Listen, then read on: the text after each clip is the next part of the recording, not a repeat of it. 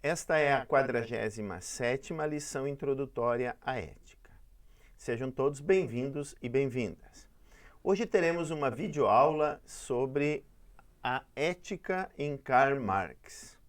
Em especial, estudaremos como ele critica a moral de uma sociedade em particular, a sociedade capitalista, que surgiu com a Revolução Industrial, formando uma nova classe, a classe burguesa, e, portanto, com uma nova moralidade, como Marx critica essa moral e como ele pensa que nós podemos atingir uma moral diferente, baseada numa noção de justiça como equidade, que seria realizada na segunda fase de uma sociedade comunista. Bem, para começar, então, eu gostaria de dizer que, claro, é importante, esse é o primeiro tópico, nós termos presente que há diferentes tipos de marxismos. Até o próprio Marx, no final da vida, ele teria dito que ele próprio não era marxista. Quer dizer, tamanha a deturpação das obras e do pensamento dele. Então, para a gente manter uma certa fidelidade ao que o Marx realmente pensava, escreveu, defendeu, etc., é importante a gente ler o próprio Marx e apresentar a sua própria autodescrição do que ele teria feito, teria realizado através dos seus escritos. Então, por isso, eu vou utilizar este livro. Eu não tenho a obra completa do Marx, eu tenho aqui um conjunto de escritos, dos principais escritos do Marx, que inclui questões, digamos, desde seus escritos juvenis, os intermediários e os mais maduros, que eu já vou comentar. Então, claro, eu vou, talvez sem ser muito pretensioso aqui, dizer que vamos tentar deixar de lado os marxismos, e tentar se ater ao próprio pensamento marxiano, quer dizer, aquilo mesmo que o próprio Marx escreveu e defendeu. Como veremos, tem muitas vezes diferenças assim, nos tipos de compreensão sobre certas ideias. Bem, nesse sentido, eu me aproximo muito, eu gosto de filósofos, pensadores que se autodenominaram marxistas analíticos. Por exemplo, o Cohen, o Elster e, de alguma maneira, o Van Parijs, que são autores que se reuniram, discutiram a atualidade do pensamento do Marx, principalmente depois da derrocada do socialismo real, cujo símbolo maior é a queda do Muro de Berlim, que enfim mostra aí também que a União Soviética foi um projeto de um socialismo real, que talvez o próprio Marx teria previsto, que não poderia funcionar.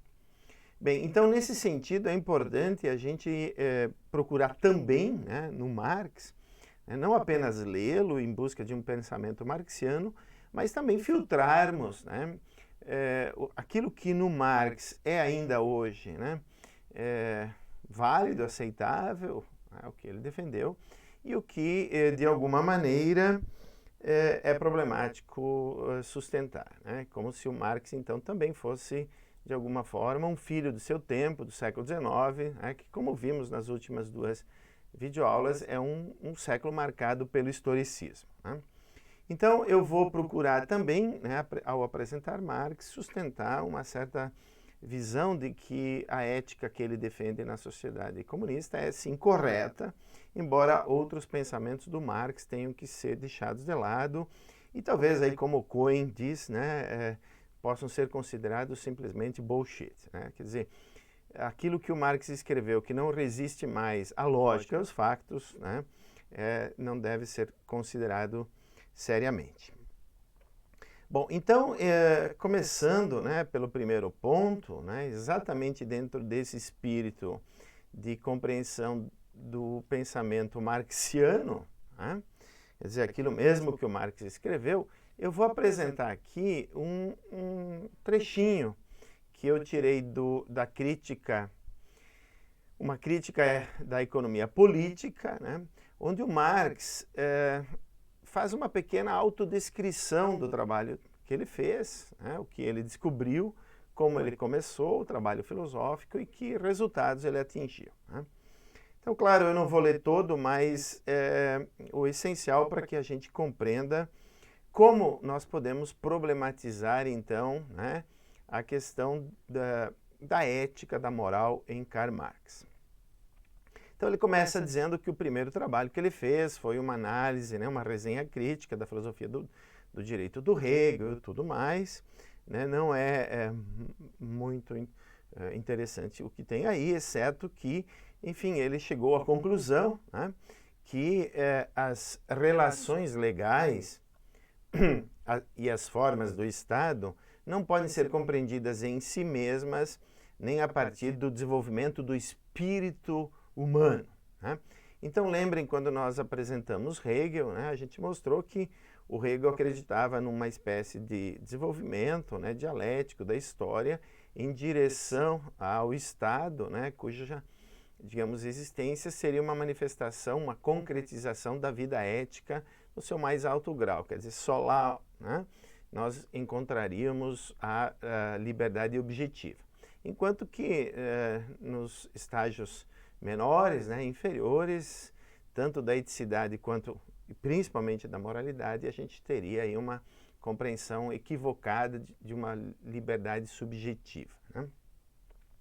Bem, depois o Marx coloca aí, enfim, que ele fez algumas investigações em Paris, continuou em Bruxelas e tal, tudo isso é interessante, mas não esclarece exatamente o que é que ele, de fato, obteve a partir dos seus estudos.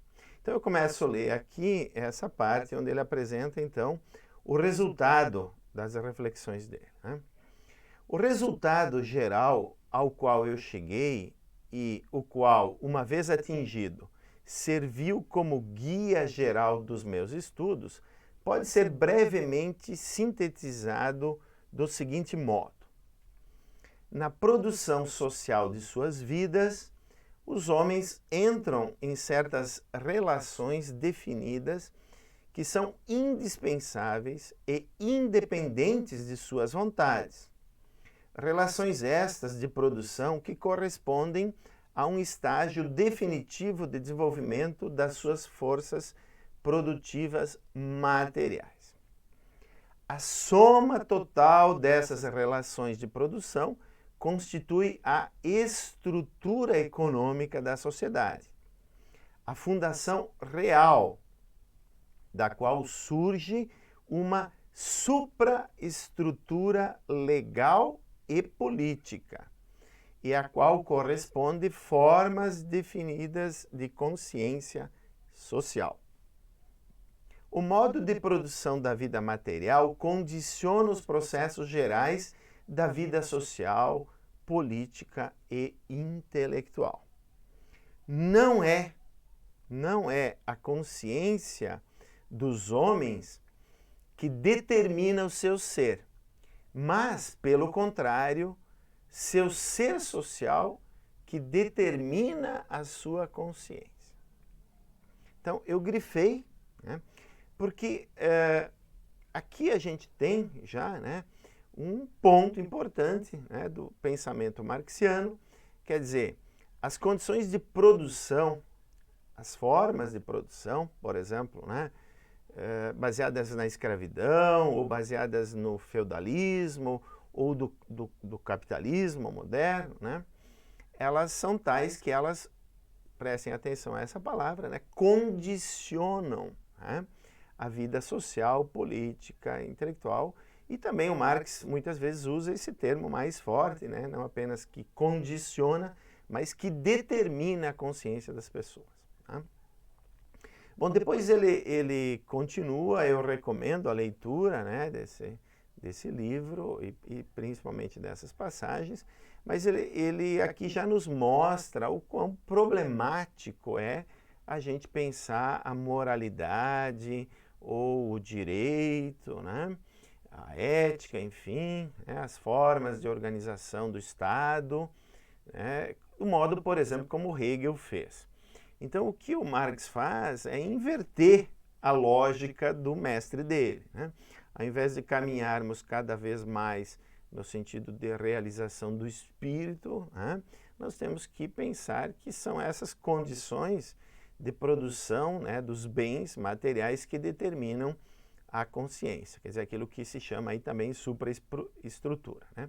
E é aí que está a moral, a ética, o direito, né? Quer dizer, ela seria apenas um reflexo desse modo de produção, enfim, capitalista, né? É isso que claramente ele diz logo depois, né? Quer dizer, a passagem de um modo de produção para o outro se faz, enfim, de uma forma revolucionária, né? Então eu leio aqui que, enfim, quando se esgotam, né, certos modos de produção, começa uma época de revolução social. Então, com a mudança dos fundamentos econômicos, a supraestrutura inteira é mais ou menos rapidamente transformada. Tá? Então vejam aí que é uma coisa um pouco, né, vaga, quer dizer, muda o modo de produção e paulatinamente vai mudando também a supraestrutura, né? Mas isso é mais ou menos, né, transformado e através de revoluções, né? Bom, depois, então, aqui eu só leio mais uma frase, duas, para a gente entender bem esse ponto, né? Ao considerar tais transformações, uma distinção sempre deve ser feita entre transformação material das condições econômicas de produção, que podem ser determinadas com a precisão da ciência natural, e as formas legais, políticas, religiosas, estéticas, filosóficas, enfim, numa palavra ideológica, nas quais os homens tornam-se conscientes desse conflito. Bem, então, o que continua, né, claro aí é que a consciência de um indivíduo, por exemplo, né, ela não é baseada naquilo que o indivíduo pensa de si mesmo, mas nas condições de produção material, né? Bem, enfim, esse trecho, né, mostra o ponto que é essencial para a gente problematizar a seguinte questão, né? Qual é o lugar da ética, enfim, num pensamento como o marxiano, né, que diz que as condições materiais determinam a supraestrutura, né, o modo como as pessoas pensam, organizam o direito e tudo, né? Bom, então surgem assim diferentes interpretações do pensamento do Marx, tá? Alguns pensam, enfim, que como Marx está mais preocupado em descobrir as leis da história, tá, com isso não há lugar para a ética. Tá? Quer dizer, reflexões sobre o dever, sobre a melhor forma de viver, etc., né, elas são mais ou menos supérfluas. Por quê? Porque se nós aceitamos o materialismo histórico, né, do Marx, sendo ele um determinista, né, isso exclui que a gente pense que o indivíduo escolhe livremente, né, os seus valores e tudo. Na verdade, como vimos ali, né, nessa autodescrição do Marx, o modo de produção condiciona, né, e eventualmente determina aí o modo que as pessoas, as sociedades pensam, né? Bom, essa é uma primeira interpretação. Então, não haveria ética em Marx, né? O marxismo seria um tipo de pensamento sem ética. Bom, mas há uma outra interpretação que diz que o Marx, de alguma maneira, permite algumas discussões éticas, né? Quer dizer, embora ele não procure, assim, respostas definitivas, né, para questões éticas, ele, enfim, pensa, né, que a gente possa caracterizar uma certa moral aí no socialismo, no comunismo, etc., mas a gente não pode prescrevê-la, né? Quer dizer, teria que, para a gente chegar a uma moral diferente, por exemplo, da moral burguesa, as condições de produção capitalista deveriam mudar, né? E isso não se faz assim, digamos, voluntariamente. A gente não pode apressar, né? E talvez isso tenha sido um erro, por exemplo, chamado socialismo real, né? Que começou em países que o Marx não previu que começariam. O Marx achava que a revolução socialista e comunista começaria, por exemplo, em países de capitalismo mais avançado, por exemplo, a Inglaterra, e não na Rússia, que era agrária, era antiga, né? Tinha uma indústria incipiente e tudo mais, né? Então não foi e não poderia ter dado certo, né, segundo o próprio pensamento marxiano. Bem, uma outra interpretação diz que o Marx defende, sim, né, um conteúdo moral, né, quando ele, por exemplo, critica a moral burguesa, né, como sendo alienante, como levando à exploração dos indivíduos, e postula aí um certo fim ético, né, um certo ideal, onde o indivíduo deveria se libertar dessas condições de exploração e se realizar plenamente. E isso só seria possível numa sociedade sem classes, sem Estado, né, que abolisse a propriedade privada, né? Quer dizer, que fosse em direção aí a uma espécie de comunismo, mesmo que isso fosse, né, paulatinamente atingido pela mudança nas condições de produção material. Bem, e finalmente ele tem uma interpretação que diz que, na verdade, né, não é apenas isso, né, é um pouquinho mais, porque o Marx defende princípios éticos, né, claramente que seriam aqueles que nós temos que lutar e, ao menos, se não por meios, digamos, violentos de uma revolução, né, como ele diz no manifesto do Partido Comunista, nós temos que primeiro vencer a batalha da democracia, né? Então, através da democracia, chegarmos a aplicar princípios éticos que nos levam a uma sociedade onde o indivíduo, né, de alguma maneira, realiza sua potencialidade. Então, aqui a gente já percebe, né, que tem uma certa tensão também no pensamento do Marx. Por um lado, ele pode ser considerado alguém que começa, né, a pensar pós-modernidade, porque não há aquela moral única e há até uma pré-determinações materiais, né, de formação da consciência das pessoas. Portanto, não é um projeto racional e tal, mas ao mesmo tempo ele é um defensor, digamos, né, como ideal fundamental que o indivíduo realize as suas potencialidades. Nós já vamos voltar a esse ponto, né? Bem, o que eu então gostaria de dizer é que eu sigo, de alguma maneira, a interpretação proposta nesse livro, né, chama Marx and Ethics, do Philip Cain, né, que interpreta a relação do Marx com a ética, né, dentro desse último ponto, né. E eu já vou então explicitar um pouquinho melhor como isso se dá, né, como é que o Marx defende princípios que nos levariam aí à sociedade comunista, né? Bom, claro, aqui para começar então, a gente precisa fazer uma espécie de divisão do pensamento do Marx. Vamos chamar assim o Marx jovem, né? O Cain faz isso, né?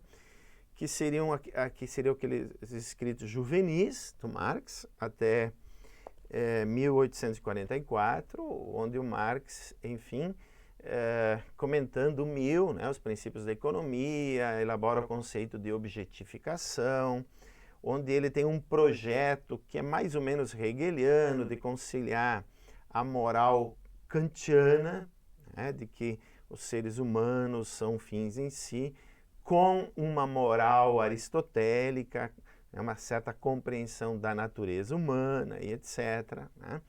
Então, dentro desse projeto, ele é capaz de criticar, por exemplo, o modo de produção capitalista como coisificando as pessoas, né?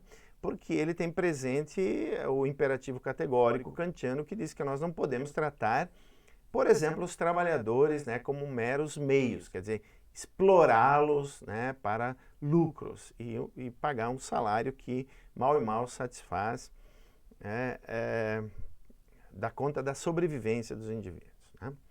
Então, o trabalho, isso é uma reflexão importante, né, no Marx, o trabalho no capitalismo ele acaba objetificando, né, alienando o indivíduo, como, por exemplo, né, esse filme do Charles Chaplin mostra bem, quer dizer, o indivíduo acaba sendo uma engrenagem, aí ele próprio na máquina, né?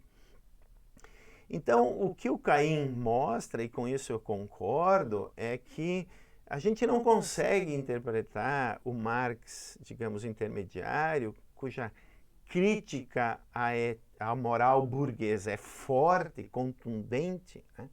Se a gente não lembra aí dessa fase juvenil, onde ele aceita um certo aspecto da ética do Kant, tenta conciliar, né, com a compreensão da natureza humana em Aristóteles, dizendo, olha, os seres humanos têm necessidades e essas necessidades precisam ser satisfeitas. O modo de produção capitalista, mal e mal, mantém os indivíduos vivos para explorá-los, né? Então, não realiza as potencialidades, digamos, artísticas, culturais do ser humano e tal, né? Bom, então eu gostaria de, seguindo o Caim aqui, estabelecer, né, que sempre foi parte do pensamento do Karl Marx, desde o início, né, dos escritos juvenis, intermediários e maduros, né, essa ideia, a ideia de que a sociedade precisa ser transformada para superar essa alienação, essa coisificação do trabalhador dentro do modo de produção capitalista, né? Para quê? Para que os indivíduos, todos os indivíduos, atinjam a sua plenitude, né? Quer dizer, que haja um desenvolvimento pleno da pessoalidade, tá?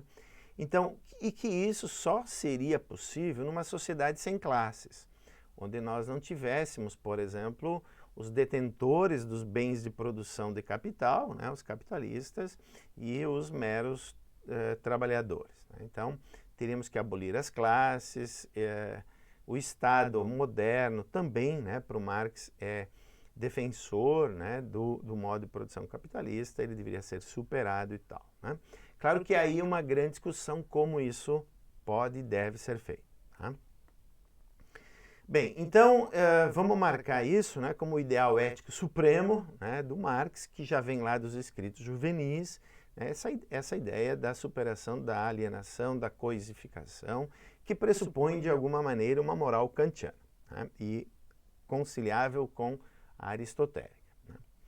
Bem, então é nesse sentido que a gente percebe que em alguns escritos o Marx realmente faz uma crítica ferrenha, né, dura à moral ou à ética, né? Mas vamos ter clareza que isso se dirige a uma moral particular, né, a moral burguesa. E isso vocês podem constatar lendo, por exemplo, o Manifesto Comunista, né, que é um livro válido ainda hoje, no sentido, por exemplo, que estabelece certas leis históricas, né, que, por exemplo, né, onde o Marx e o Engels constatam que a história humana até hoje tem sido, né, um certo embate, uma certa luta de classes.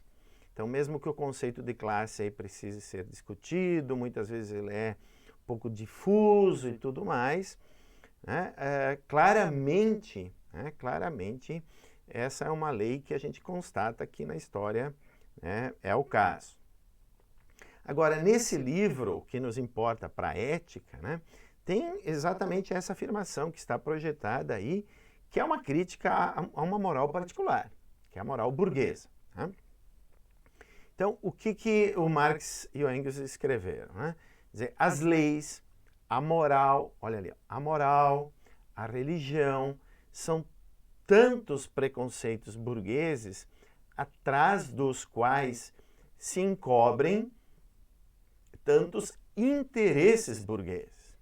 Então, a moralidade, a religião, as leis, o direito, né, no fundo, elas são alienantes, né? Elas encobrem, elas cumprem uma função ideológica de encobrimento dos verdadeiros interesses do proprietário dos bens de produção, que quer explorar os trabalhadores, né, e enriquecer, viver, né, da mais-valia produzida, e com isso não trabalhar, por exemplo, se dedicar a outras coisas, e só o burguês é que realizaria, então, a plenitude do desenvolvimento do indivíduo humano, né?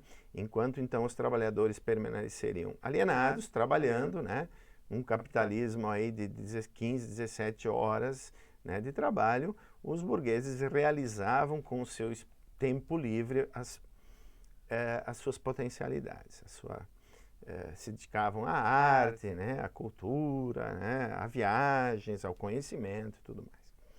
Bem, então vamos marcar bem isso, né? O Marx é um crítico da moral e da religião, sim. Da ética, sim, né? Mas dessa ética particular burguesa, né? Alienante.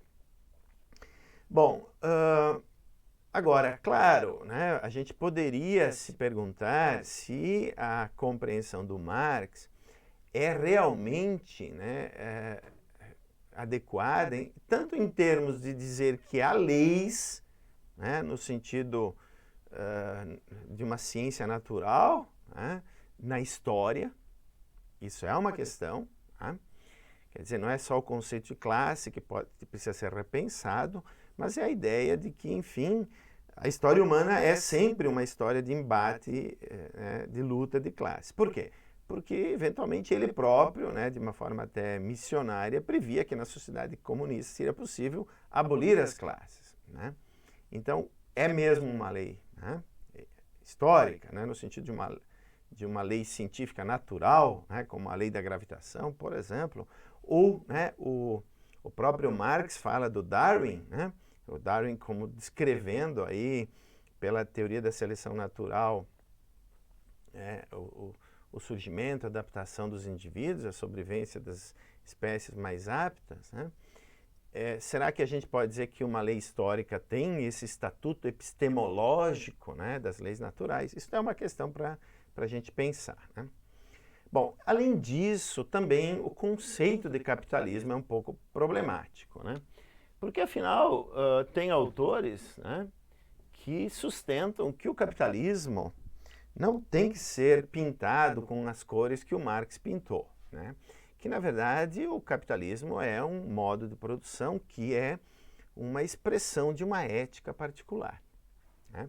E aqui vamos lembrar, por exemplo, né, do Weber, né, o Max Weber, né, não é o Marx, é o Max Weber, né, que ele procurou mostrar que o capitalismo, no fundo, é a realização de uma moral, né?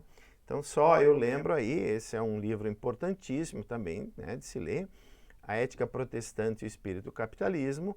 O que o Weber defende é que, a partir do protestantismo do Lutero, né, se começou a valorizar a liberdade de interpretação, em primeiro lugar, mas depois a liberdade, né, em geral, que valoriza, por exemplo, o trabalho, a acumulação material, e que com isso começou a se gerar mais riquezas pelo trabalho, né? E que, enfim, o enriquecimento seria uma espécie de sinal até de que as pessoas estariam predestinadas à salvação, né? Isso é uma tese calvinista que o Weber utiliza para dizer que, enfim, o capitalismo resultou, no final das contas, dessa moralidade, né? E o que se cultiva nessa moral, né? Basicamente, isso está ali no segundo capítulo do livro do Weber, né? Algumas teses, como o tempo é dinheiro, o bom pagador é dono da bolsa alheia, se defendem certas virtudes, como a honestidade, a industriosidade e tal, né? No Franklin, por exemplo, né? Nos Estados Unidos, isso fica claro que eles têm um ethos aí particular, né? Então, o que o Weber diz é que a gente não pode confundir o acúmulo de riqueza, a ganância, né, e etc., com o capitalismo. O capitalismo não tem a ver com isso. Quer dizer, isso sempre existiu, né, na história humana. E o capitalismo é mais recente, tem 3, 4 séculos, né?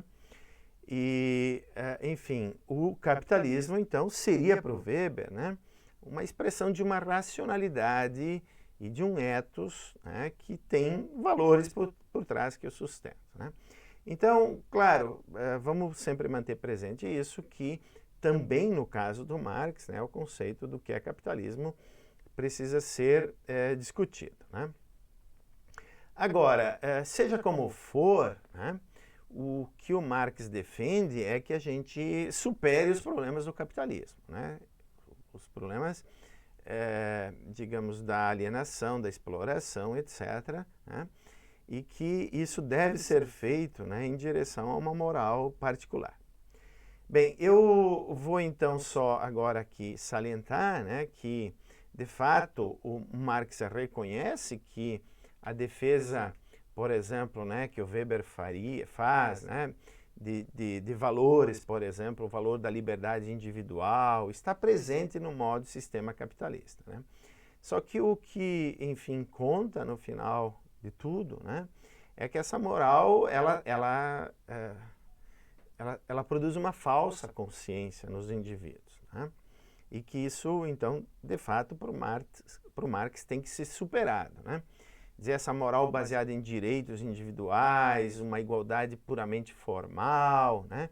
Isso é bonitinho para quem explora, né? Dizer que a gente é livre, né? Mas livre para quê? Livre para explorar, né, as outras pessoas? Não sei, não, né? Não parece ser, por exemplo, do ponto de vista kantiano, né, algo aceitável. E também a desigualdade que no final das contas, material, ela acaba para o Marx impactando, né, na igualdade de direitos. Bom, e é por isso então que ele defende, e aqui está, no meu entendimento, uma contribuição efetiva do Marx à ética, né? Ele defende num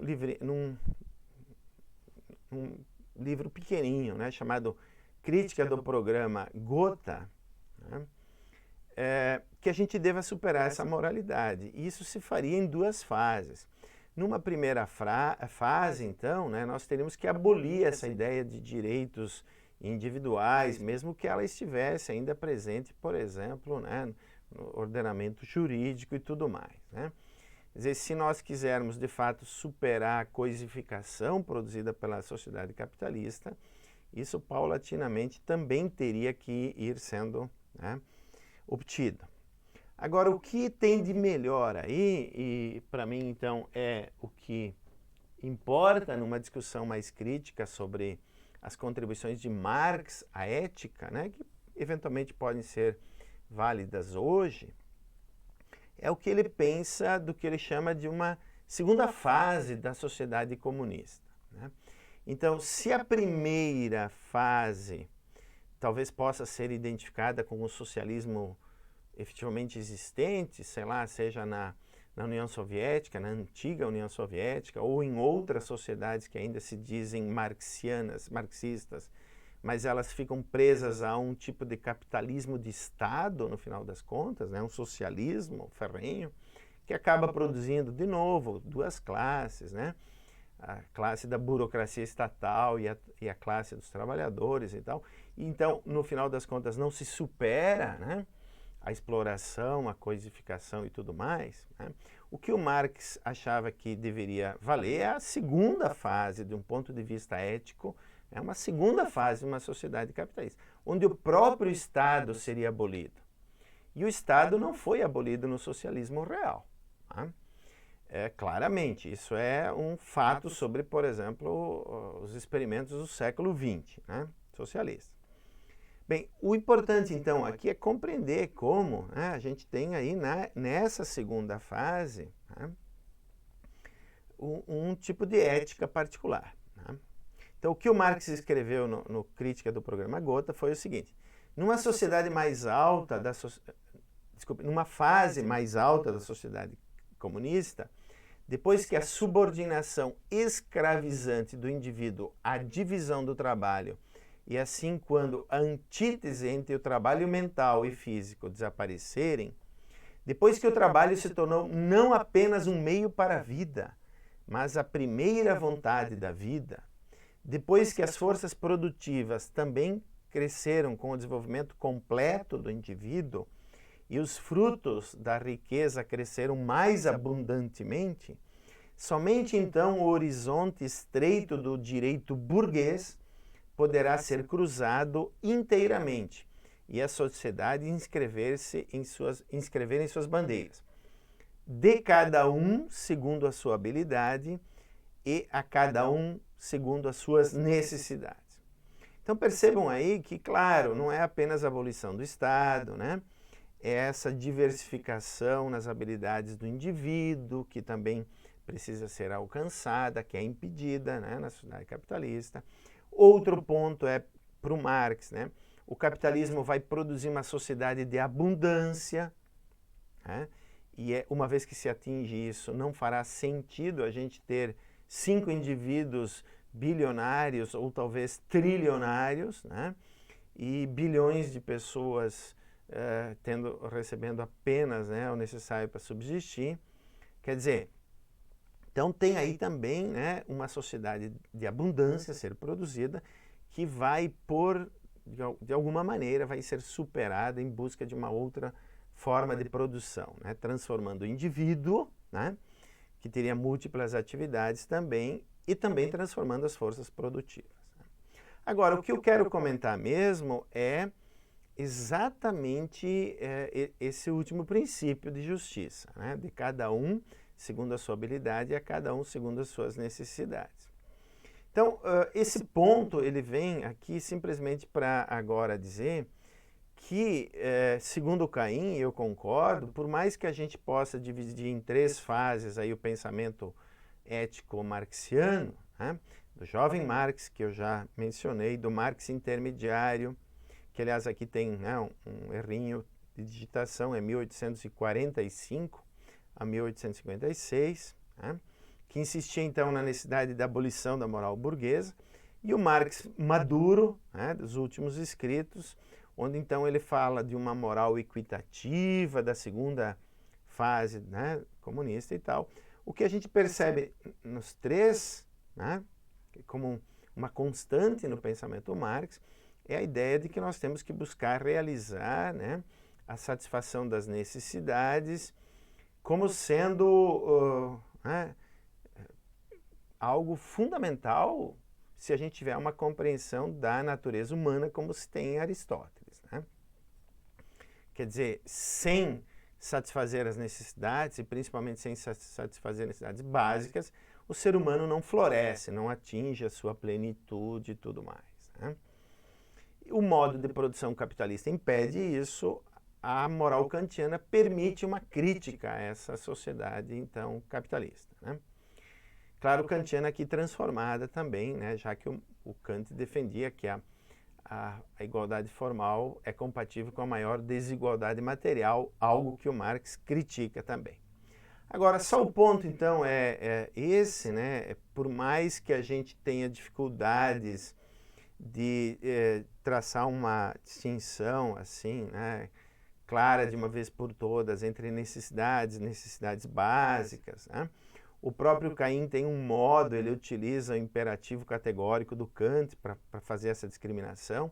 Quer dizer, básico seria aquilo que a gente, né, se negasse, não poderia universalizar. Então, necessidade básica, por exemplo, respirar, comer, etc., né? E isso vai estabelecendo, então, uma forma bem objetiva de discriminar o que é básico e o que não é, né?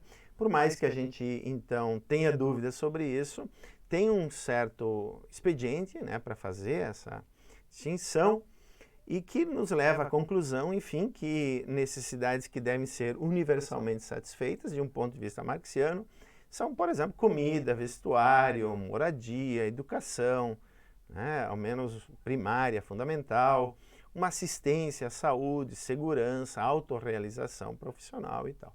Então, que o verdadeiro ideal marxiano, né, é que todos os indivíduos tenham essas necessidades básicas satisfeitas.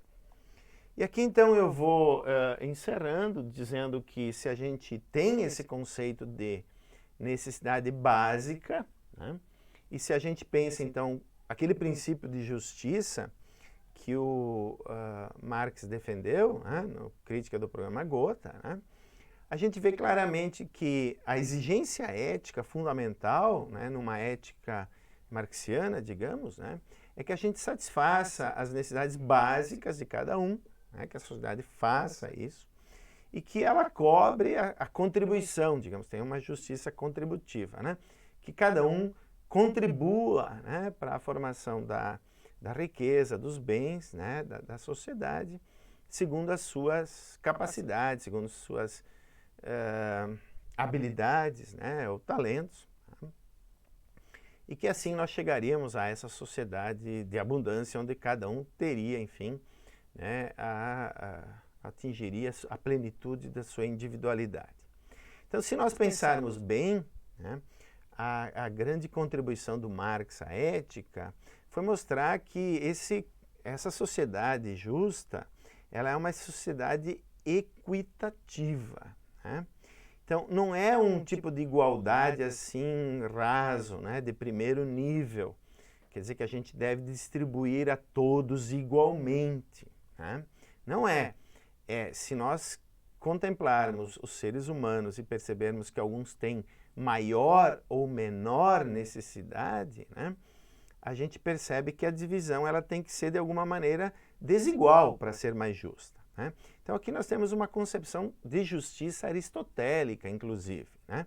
Quer dizer, ela é fundada num critério geométrico e não aritmético, né? Aqui a proporcionalidade entre o grau da necessidade básica, né, e aquilo que, enfim, precisa ser feito para satisfazê-lo, é que tem que ser considerado, né? Então, consideremos o seguinte, né, uma pessoa que vive num país, sei lá, no Alasca, num local extremamente frio, na Sibéria, né, tem um grau de necessidade maior em relação a vestuário, né? Alguém que vive mais próximo ao Equador, etc., né, menos, né? Então, uma sociedade realmente justa, ela seria equitativa no sentido em que satisfaria as necessidades básicas de vestuário de ambos os indivíduos, considerando também aí as diferenças, né? Essas diferenças, essas contingências, né? Então a igualdade, né, tem que ser uma igualdade de segundo nível, uma equidade, né? Quer dizer, distribuir diferentemente de acordo com as necessidades básicas dos indivíduos, né, que pode variar de uma sociedade para outra, né?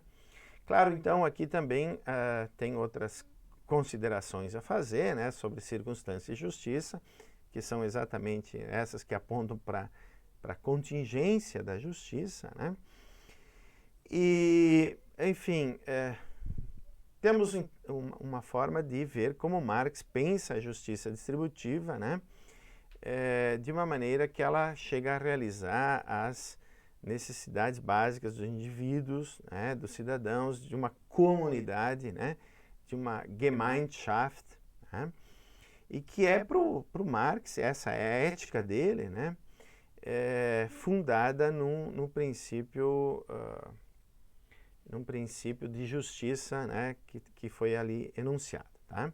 Então a gente tem com isso a alcançaria, e dessa maneira eu encerro, né, essa videoaula, a gente alcançaria uma forma mais alta de moralidade, né, que pode ser resumida assim, né? Trata-se de uma espécie de síntese entre a Moralität, né, no sentido do Hegel e tal, né, do indivíduo realizando-se como fim, e a Sittlichkeit, né, também no sentido hegeliano, quer dizer, essa eticidade da sociedade comunista fundada na equidade, não na igualdade absoluta, mas numa forma equitativa, né, de pensar a sociedade. Bem, então por hoje é isso. Reflitam um pouco aí sobre as diferentes questões, né, levantadas pela ética marxista. E com isso, então, nós encerramos a apresentação do Marx, do pensamento marxiano. É claro que quando tratarmos da ética contemporânea, voltaremos, né, a refletir sobre certas teses do Marx, né, tanto as supostas leis da história que ele pretende ter estabelecido, quanto esse conceito de necessidade básica, né, com propostas, por exemplo, né, do Van Parijs, de uma renda básica, incondicional, universal, etc., né, que tem aí uma certa inspiração nesse princípio de justiça. Então, por hoje é isso. Muito obrigado por terem ouvido até aqui. Convido vocês, todos e todas, para assistirem à próxima videoaula, que tratará de questões da ética e da psicanálise a partir de Freud. Obrigado.